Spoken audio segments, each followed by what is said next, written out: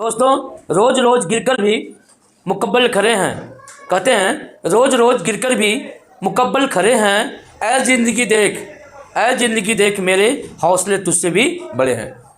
तो दोस्तों, इस दुनिया में कुछ नहीं है, सफलता तो आपके कदमों में रहेगी, बट आपके अंदर वो हौसला होना चाहिए बच्चों, ठीक है ना।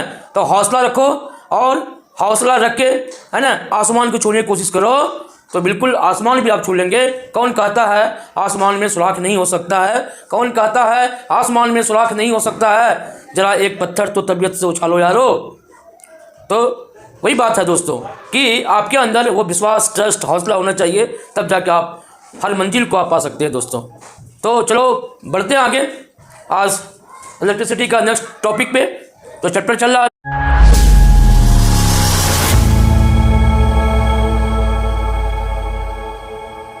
अभी उस टॉपिक पे चलते हैं, आगे बढ़ते हैं। हर एक टॉपिक को हम लोग बिल्कुल बारीकी से देख रहे हैं। इतना बारीकी से देखना है दोस्तों बच्चों कि फिर दोबारा इलेक्ट्रिसिटी पढ़ने का ज़रूरत हमें नहीं पड़े।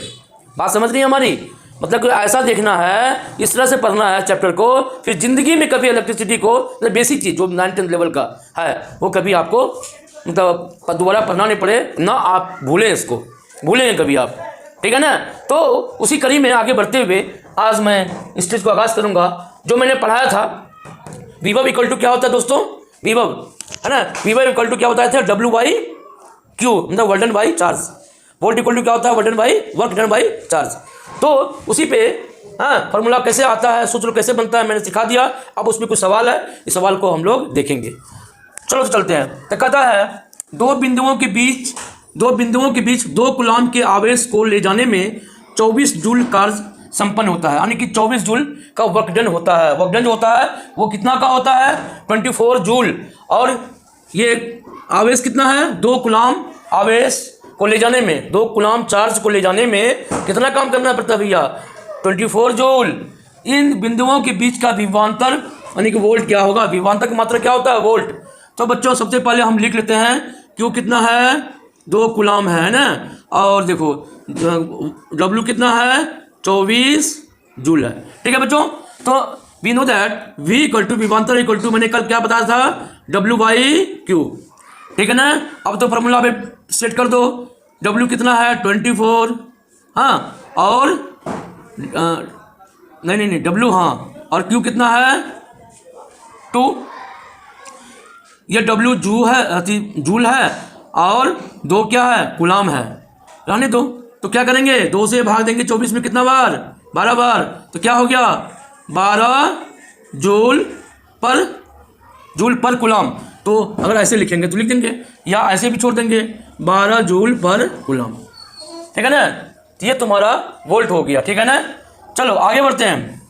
आगे क्या कहता है? आगे देखो, जो 24 वोल्ट विभवांतर, यहाँ पे आपको वोल्ट दिया हुआ है, ठीक है ना। और 2 बिंदुओं के बीच कितना कूलॉम? 4 कूलॉम के आवेश को ले जाने में कितना कार्य संपादन की W मांग रहा है, कितना कार्य करना पड़ेगा? तो हमें क्या दिया हुआ है? V दिया हुआ है। V है 24 वोल्ट। बहुत मज़ा आएगा आगे जब हम लोग न्यूमेरिकल्स बनाएंगे ना।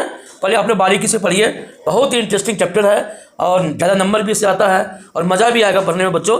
बट थोड़ा सा बिल्कुल वीडियो को स्किप नहीं करना है, बिल्कुल लगातार पढ़ना है अंत तक, और फिर बिल्कुल आपको कभी कोई प्रॉब्लम नहीं होगा।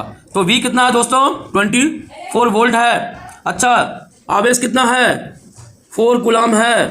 अच्छा, कहता क्या चीज़ है भैया? वर्क डन क्या होगा, है ना। वर्क डन यानी कि कितना कार्य करना पड़ेगा। तो we know that V equal to W/Q। तो क्या हो जाएगा बच्चों? W इक्वल टू क्या हो जाएगा? तो W इक्वल टू क्या हो जाएगा? V into Q। तो V कितना है? 24 वोल्ट, है ना, और गुना Q कितना है? 4 कूलॉम, है ना। तो कितना हो जाएगा? 4 चौके 16, है ना, 4 चौके 16 और 4 दूना 8, 1 9। बच्चों कितना हुआ? 24 वोल्ट इंटू 4C। अच्छा, तो 24 वोल्ट को हम लोग क्या लिख सकते हैं? जूल बट्टे कूलम लिख सकते हैं ना। और कितना है? 4 कूलम। ये कूलम कट गया, क्या बचा? 96 जूल, ठीक है ना। यही आपका आंसर होगा। चलो आगे बढ़ते हैं।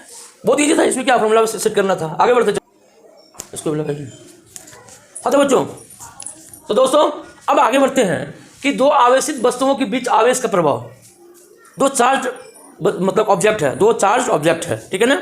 अब उनके बीच आवेश का चार्ज कैसे फ्लो करता है, और आगे हम लोग पढ़ेंगे जब हम करंट इलेक्ट्रिसिटी स्टार्ट करेंगे, है ना, विद्युत धारा स्टार्ट करेंगे। अभी तो अब हम लोग चार्ज पढ़ रहे हैं, चार्ज की बैटरी जान लीजिए। तो कैसे फ्लो होता है, दो ऑब्जेक्ट है और दोनों चार्ज है, तो चार्ज कैसे फ्लो करेगा, चार्ज फ्लो करने के लिए क्या क्या कंडीशन होना चाहिए, है ना, ये आज हम लोग पढ़ेंगे। तो बच्चों सबसे पहले थोड़ा बेसिक पहले भी बता चुके हैं, आप फिर जान लो। बात क्या है कि ये तो हम जानते हैं किसी बॉडी किसी वस्तु से अगर इलेक्ट्रॉन निकलता है, ठीक है, तो उस पर कौन सा चार्ज हो जाता है, धन आवेश हो जाता है। वो जो उस पर क्या आता है, क्योंकि इलेक्ट्रॉन जैसे ही हटा, है ना, क्योंकि उदासीन कोई भी वस्तु क्या होता है, उदासीन होता है, ठीक है ना। यानी कि जितना परिमाण उसमें धनावेश होता है उतना परिमाण का ऋण आवेश होता है, तो नेट चार्ज जीरो हो जाता है। इसीलिए वस्तु कोई भी वस्तु विद्युतीय रूप से उदासीन होता है, निश्चल होता है। तो जैसे ही उसमें इलेक्ट्रॉन निकला, ठीक है ना, तो जैसे ही इलेक्ट्रॉन निकला यानी धन आवेश की संख्या क्या हुआ, धन आवेश की संख्या क्या हुआ, यानी प्रोटॉन की संख्या क्या हुआ, ज़्यादा हो गया, क्योंकि प्रोटॉन पर धन आवेशित पार्टिकल है, ठीक है ना। तो क्या हुआ, तो धन आवेश ज़्यादा बढ़ गया ऋण निकलने से, है ना। जैसे ही किसी वस्तु पर ऋण जाता है तो वो क्या हो जाता है, ऋण की संख्या बढ़ गई, यानी ऋण आवेश की संख्या ज़्यादा हो गया, तो वस्तु क्या हो जाएगा, वो जो है वस्तु ऋण आवेशित हो जाएगा। बात समझ रहे हैं, धन आवेशित ऋण आवेशित वस्तु कैसे होगा, जिस वस्तु में से इलेक्ट्रॉन निकल गया वो वस्तु धन आवेशित हो जाएगा, क्योंकि प्रोटॉन की संख्या ज़्यादा हो जाएगी और प्रोटॉन पर धन आवेश होता है, धन आवेशित, और ऋण निकलने से धन निकलने से क्या होगा, ऋण आवेशित हो जाता है। इस तरह से ये चीज आगे बढ़ता है। क्या लिखा हुआ देखें, धन आवेशित वस्तु का विभव धनात्मक तथा ऋण आवेशित वस्तु का विभव ऋणात्मक लिया जाता है, ठीक है ना। यानी कि धन आवेशित वस्तु का विभव क्या लिया जाता है, धनात्मक, तथा ऋण आवेशित वस्तु का विभव ऋणात्मक लिया जाता है। ऋणात्मक पोटेंशियल के बारे में पढ़े, पोटेंशियल किसे कहते हैं, विभव किसे कहते हैं, है ना। जब किसी एकांक आवेश को या एकांक आवेश को अनंत से किसी बिंदु तक लाने में किया गया कार्य, बिंदु तक लाने में किया गया कार्य, इकाई धन आवेश को अनंत से किसी बिंदु तक लाने में विद्युतीय क्षेत्र होना चाहिए, विद्युतीय क्षेत्र के किसी बिंदु तक लाने में किए गए कार्य को क्या बोलते हैं हम लोग, विभव बोलते हैं, पोटेंशियल बोलते हैं। तो वही बात है। तो धन आवेशित वस्तु का विभव धनात्मक तथा ऋण आवेशित वस्तु का विभव ऋणात्मक लिया जाता है। धन आवेशित वस्तु का विभव ऋण आवेशित वस्तु के विभव की अपेक्षा अधिक माना जाता है, इसको याद रखेंगे हमेशा। बात समझा, धन आवेशित वस्तु, कोई वस्तु है जो धन आवेशित है, पॉजिटिव चार्ज पार्टिकल है, ठीक है ना। ऋण आवेशित है ना, धन आवेशित तथा ऋण आवेशित वस्तु के विभव की अपेक्षा अधिक माना जाता है। कौन, धन आवेशित वस्तु। कोई स्वतंत्र धन आवेश निम्न विभव वाली वस्तु की ओर प्रभावित है, ठीक है। कोई स्वतंत्र धन आवेश निम्न विभव वाली, जिसका विभव क्या हो, लो वाली वस्तु की ओर प्रभावित है, जबकि ऋण आवेश उच्च विभव की ओर प्रभावित होती है, प्रभावित है नहीं होता है, ठीक है ना। कोई स्वतंत्र धन आवेश निम्न विभव वाला, जिसका विभव पहले से क्या हो, निम्न हो, तो धन आवेश की तरह है निम्न विभव वाली, है ना। धन जो है धन आवेश निम्न विभव वाली वस्तु की ओर प्रभावित होता है, जबकि ऋण आवेश उच्च विभव की ओर प्रभावित होता है। आप समझे, उच्च मतलब धन आवेश से जो विभव होता है ना, वो को हम लोग अधिक मानते हैं, अधिक माना जाता है। यहाँ पर लिखा हुआ है धन आवेशित वस्तु का विभव ऋण आवेशित वस्तु की विभव की अपेक्षा अधिक माना जाता है, ठीक है ना। तो ऋण वाला किधर जा रहा है, पॉजिटिव की ओर तरफ जा रहा है, ठीक है। ये देखो, ये उच्च विभव है, ये निम्न विभव है। फिगर से हम लोग समझ जाएंगे ये क्या है, उच्च विभव, ये निम्न विभव। तो निम्न विभव वाला क्या है, ऋण आवेश उच्च विभव की तरफ जाता है, ठीक है ना। तो ये देखो, अगर धन आवेशित वस्तु ये मान लीजिए धन आवेशित है या ऋण आवेशित है, ए को ऋण आवेशित वस्तु बी से एक चालक तार के द्वारा जोड़ते हैं। देखो ये चालक, ये तार है, तार से दोनों को कनेक्ट कर दिए, ठीक है ना, तार से दोनों को कनेक्ट करिए। ये धन आवेशित है और ये भी ऋण आवेशित है, तार से कनेक्ट कर दिए। तब ऋण आवेशित वस्तु बी से स्वतंत्र इलेक्ट्रॉन तार से होते हुए ए की ओर प्रभावित होंगे, ठीक। इतना बात समझ गया, ये जो लिखा है उसके ऊपर ये समझ गया, बी से प्रभावित होगा, चूंकि इलेक्ट्रॉन ऋण आवेशित है, चूंकि इलेक्ट्रॉन क्या है, ऋण आवेशित है, अतः हम कह सकते हैं कि इसका प्रवाह निम्न विभव से उच्च विभव की ओर होगा। पहले पढ़े हैं कि ऋण आवेश जो उच्च विभव को प्रभावित होता है, यहाँ लिखा हुआ है, यहाँ भी मैंने लिखा कि इसका प्रभाव निम्न विभव से उच्च विभव की ओर होगा, अर्थात ए पर धन आवेश का परिमाण कम होते जाएगा।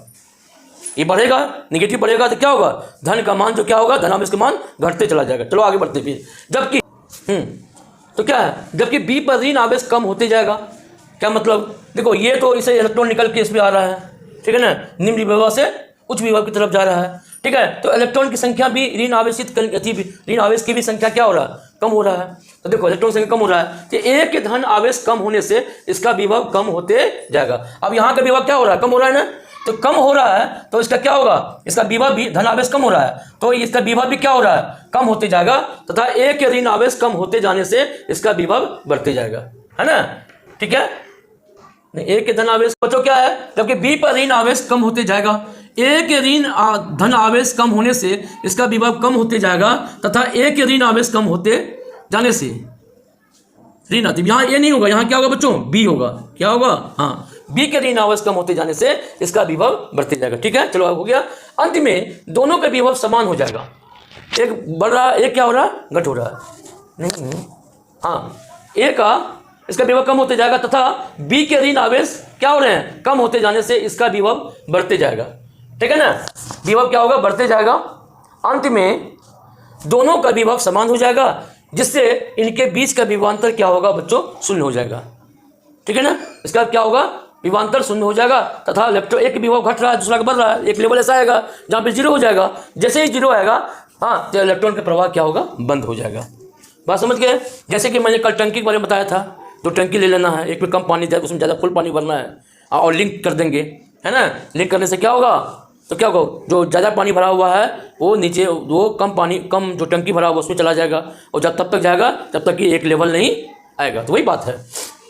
तो हम कह सकते हैं कि आवेश के प्रवाह का मुख्य कारण क्या है, विभवांतर है ना। विभव में जैसे अंतर होगा तो धारा बहेगा, विभव में अंतर नहीं है, इसका मतलब क्या हो गया, है ना, वाली उसका विभव का मान क्या शून्य हो जाएगा, तो धारा का आवेश का प्रवाह नहीं होगा, ठीक है ना। तो आवेश का प्रवाह का मुख्य कारण क्या है, विभवांतर, पोटेंशियल डिफरेंस, ठीक है ना। आवेश के लगातार प्रवाह को बनाए रखने के लिए नियत विभवांतर, है ना। अगर आपको आवेश चार्ज को हमेशा फ्लो करवाना है, लगातार फ्लो करवाना चाहते हैं, क्या करना पड़ेगा, आपको एक नियत कांस्टेंट पोटेंशियल डिफरेंस को क्रिएट करना पड़ेगा, रखना पड़ेगा, तब आपका आवेश हमेशा फ्लो होगा, चार्ज फ्लो होगा, पोटेंशियल डिफरेंस बरकरार रखना पड़ेगा, ठीक है बच्चों।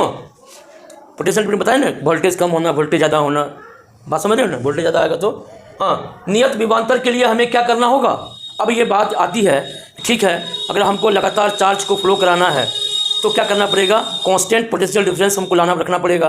तो कांस्टेंट पोटेंशियल डिफरेंस को रखने के लिए किस चीज़ का उपयोग करेंगे, आइए आगे देखते हैं। वही बात है, नियत विभवांतर के लिए हमें क्या करना होगा।